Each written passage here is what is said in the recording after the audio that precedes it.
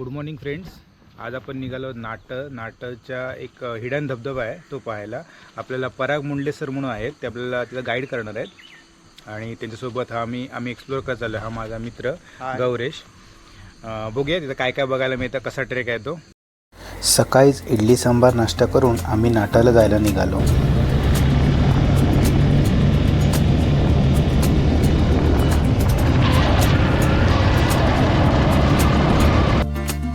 सकाळचे वातावरण एकदम मस्त प्रसन्न होते आणि रस्ता रिकामी असल्यामुळे गाडी पळवायला पण मजा येत होती.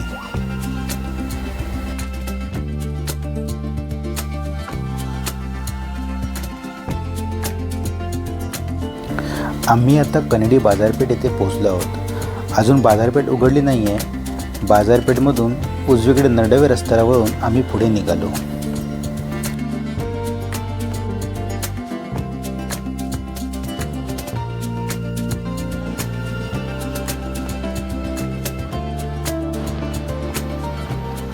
भरपेट नाश्ता केला आणि आम्ही नाटाला पोचलो आहे. नाटाचा हा राजवाडी ब्रिजवर आम्ही आहोत. हे इथं मागे तुम्हाला बघायला मिळेल. हे हॉस्पिटल आहे, साईडला हॉस्पिटल. आणि या पॉईंटला आम्हाला सरांनी यायला सांगितलेलं नाटामध्ये राजवाडी ब्रिजवर.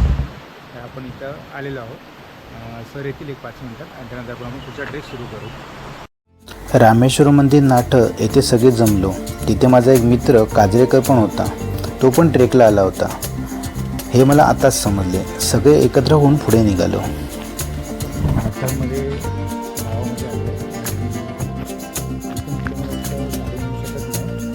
गाडी पार्क केली.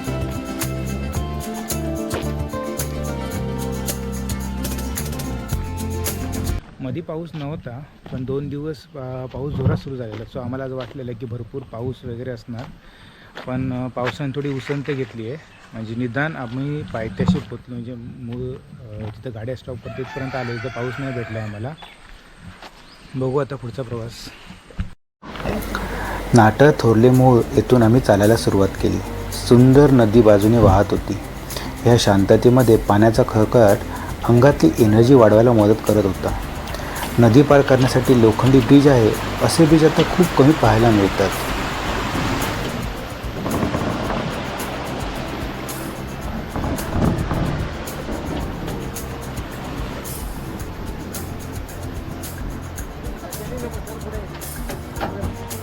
मगासपासून मी एक पाहतो आहे, माझा मित्र चालताना छोट्या झाडांच्या फांद्या तोडतो आहे आणि टाकतो आहे. पहिलं मला वाटलं तो असंच करत असेल, पण तो सातत्याने असे करत होता. मी मागे बघितलं तर आणखी काही मेंबर असे करत होते. त्यानंतर मला लक्षात आलं की येताना वाट चुकू नये, आपल्याला बरोबर वाट समजावी यासाठी ही टेक्निक वापरली जाते. हेच तर प्रोफेशनल ट्रेकरसोबत ट्रेक करण्याचं एक गूढ असतं. ट्रेक चढताना एक खडकाचा भाग लागला. तिथे थोडी विश्रांती घ्यायची ठरले. तिथून खाली गाव किती सुंदर दिसतंय हे डोळ्यात भरून घेतलं आणि थोडासा थकवा घालवून पुढील ट्रेकला निघालो. पराग सर आम्हाला वाटेत जाताना रानभाज्या, कंदमुळे यांची माहिती देत पुढे निघाले होते. काल मी येण्यापूर्वी सरांना एक फोन लावून विचारलेलं की ट्रेक जास्त अवघड आहे का, तर सरांचे उत्तर होते तसं काही कठीण नाही. आपल्यासोबत 6वी 8वीची मुले पण आहेत. पण आता समजलं होतं की ती मुलं सरांच्या तालमीत राहून उत्तम ट्रेकर्स तयार झाली होती. त्यांच्याकडे बघून डोंगर चढण्याची एक वेगळीच एनर्जी येत होती.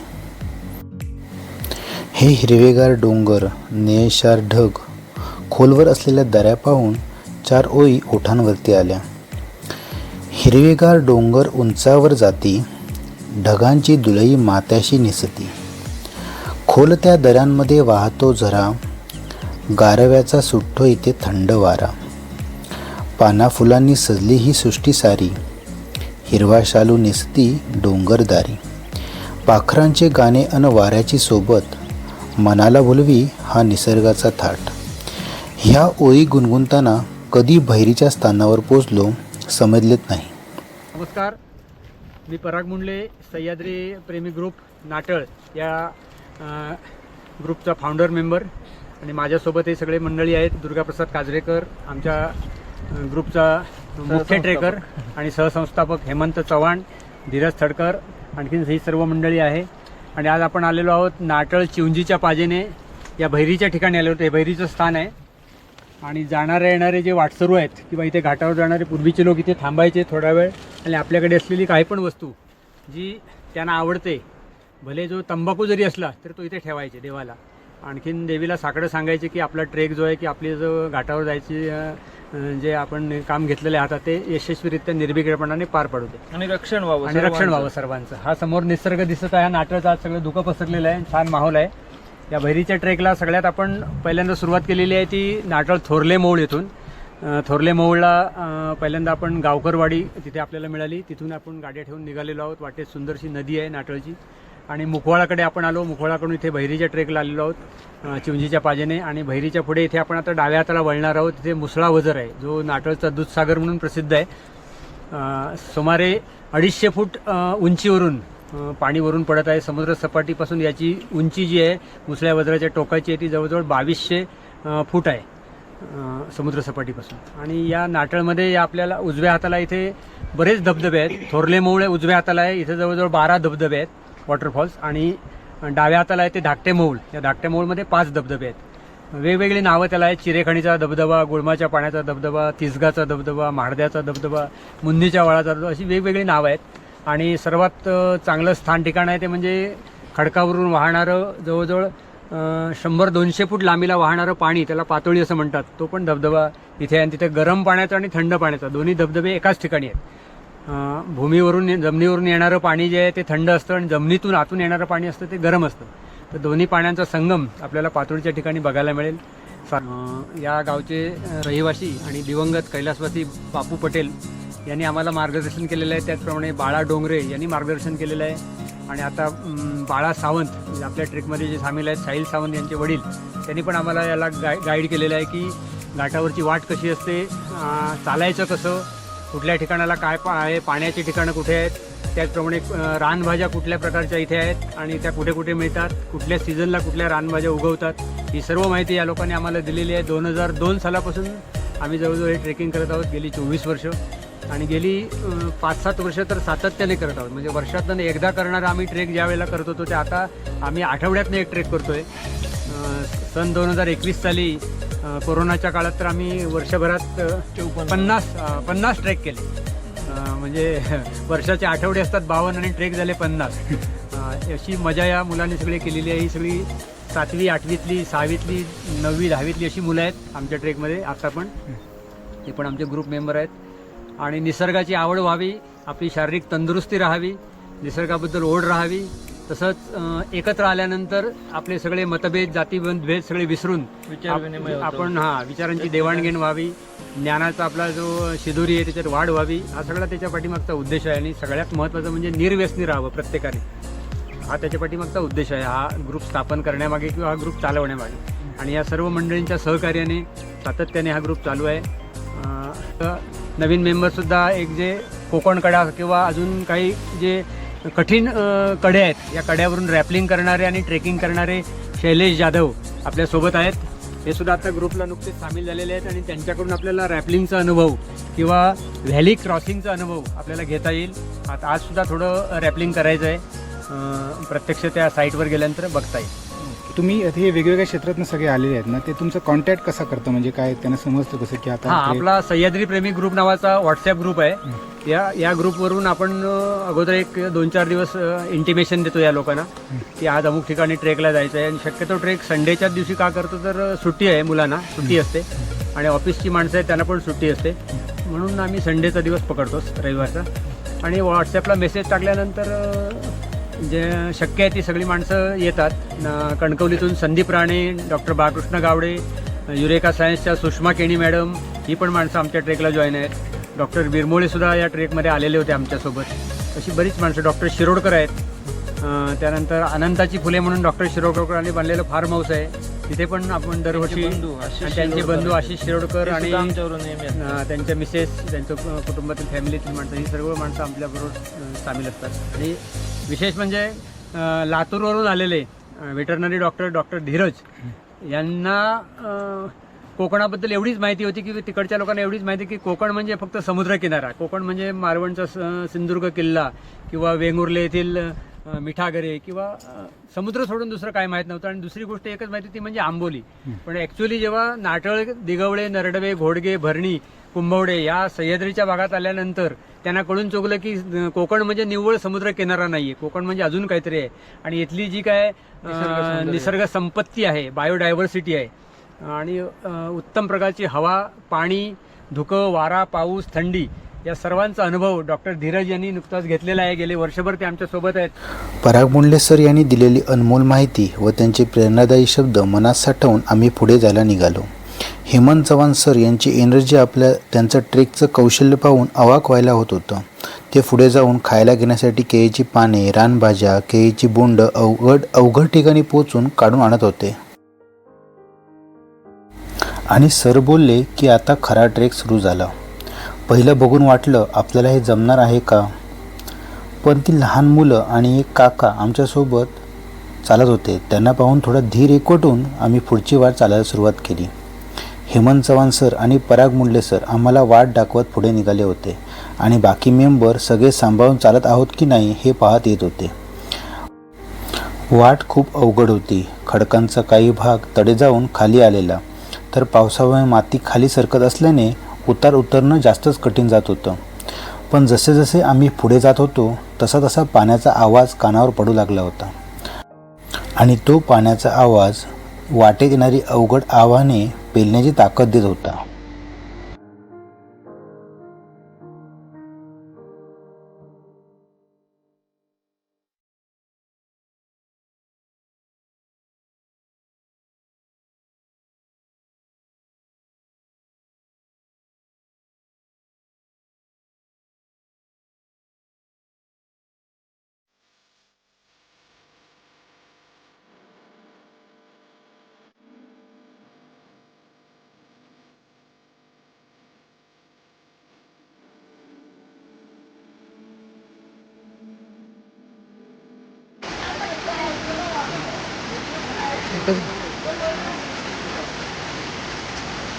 आणि तो क्षण आलाच. डोळ्यांचे पारणे फेडणारा, सहज आपल्या प्रेमात पाळेल असा तो सुंदर नाटाचा दूधसागर दृष्टीस पडला.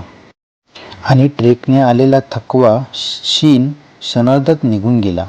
आमच्याकडील सामान एका बाजूला ठेवून आम्ही यथेच्छ धबधब्याचा आनंद घेतला.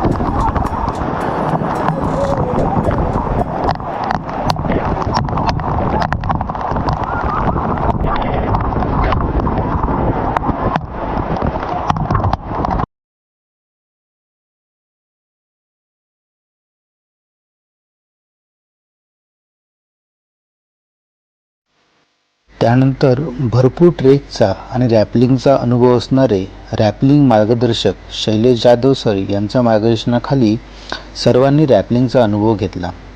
शैलेश जाधव सर सर्व काही समजावून, काळजी घेऊन हे सर्वांकडून करून घेत होते. हे सर्व अनुभवताना, मजा करताना कधी वेळ निघून गेला समजलंच नाही. 12-12:30 वाजले असतील. आता मात्र भूक जाणवायला लागली होती.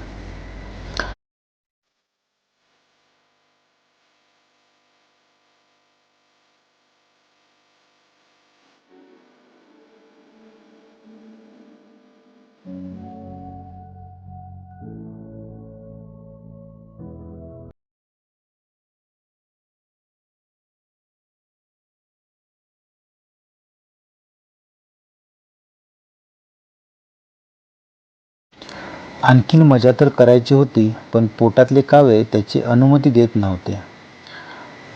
तर पराग सर यांनी याची पण सर्व तयारी केली होती. फक्कड गवती चहा, आलेयुक्त गवती चहा व कांद्या पोह्याचा बेत त्यांनी आखला होता. याचे सर्व सामान ते घेऊन सोबत आले होते.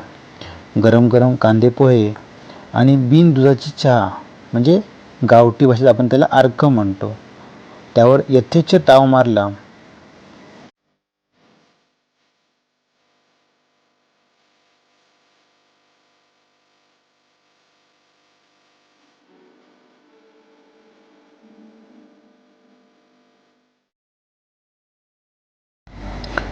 कांद्या पोहेसोबत कोणी फरसाण, बिस्किटे आणलेली, ती पण संपवण्याची जबाबदारी आम्ही घेतली.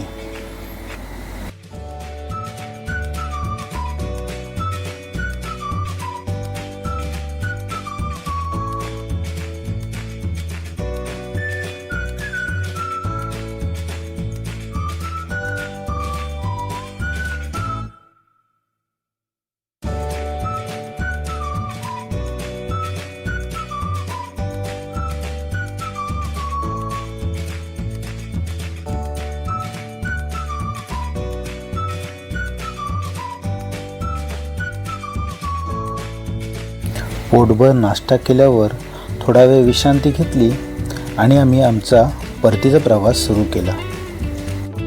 ट्रेकच्या अनुभवाचं गाठोडं सोबत बांधून, मनमोहक धबधब्यांचं दृश्य डोळ्यात साठवून, डोंगरावरून रांगेत दिसणारे अनेक धबधबे पाहत आम्ही परत गावामध्ये आलो.